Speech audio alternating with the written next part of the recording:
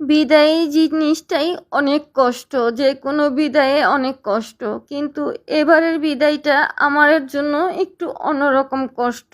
আমি কি তাকে আবার দেখতে পাবো? আমি যে অসুস্থতা নিয়ে আছি, যে মরণব্যাধি ক্যান্সার নিয়ে আছি আমি। আসসালামু আলাইকুম সবাইকে, কেমন আছেন আপনারা সবাই? আমি আপনাদের সাথে একটু একটু করে ভিডিও শেয়ার করছি আমার হাজব্যান্ড যাওয়ার মুহূর্তগুলো।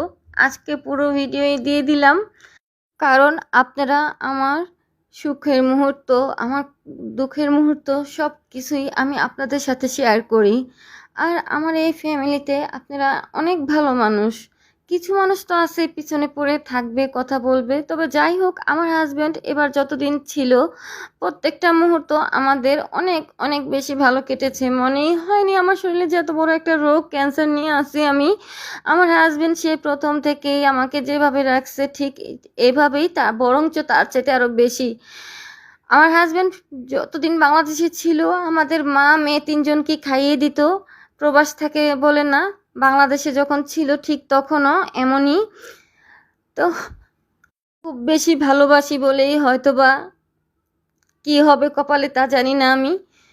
তো এখানে আমার হাজব্যান্ড আমাকে শেষ খাবারটা খাইয়ে দিয়ে দিচ্ছিল, যে আর কি খাটের মধ্যে আমার পাগুলা অনেক ফুলা ফুলা, দেখবেন আপনারা একটু।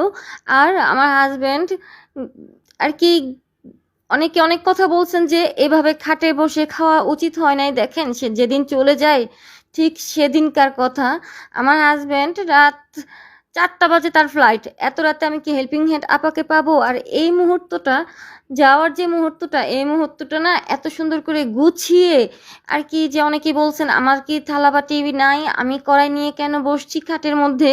দেখেন আমার মেয়ে দুইটা অনেক ছোট, তার মধ্যে আমি রুগী। ওই সময়টা যার যায়, এক এক সময় যার যায় সে বুঝে। অনেকে সমালোচনা করতে পারেন আপনারা, কিন্তু একটা বার ভেবে দেখবেন যে যাওয়ার সময়তে এই জিনিসগুলা কি বলবো, আমার হাজবেন্ডের শরীরে অনেক গরম, যা বলার মতো না। আমার রুমে এসি আছে, কিন্তু আমার বড় মেয়ের ঘর রুমে এসি নাই। এটার জন্য আমার হাজবেন্ড একদম পুরা, সে তো মনের ভিতর থেকে একদম ভেঙেই পড়েছে। তারপরও তার অবস্থা অনেক খারাপ, যেমন ডায়াবেটিক্স তেমন প্রেশার বেড়ে গেছে। যাই হোক, আমার হাজবেন্ডের জন্য দোয়া করবেন। আর আমি আমার হাজবেন্ডকে পায়ে ধরে মাপ চাইছি, বলছি মুনার আব্বু তুমি আমাকে মাফ করে দিও, আর তুমি আমাকে বরফে রাখো না, তুমি একটু মাটি ধরো, এই মাটিগুলো যেন আমার কবরে দেওয়া হয়। তো জানি না তার সাথে আমি আর দেখতে পাবো কি না, আমার ঘরটা পুরো শূন্য হয়ে গেছে এখন।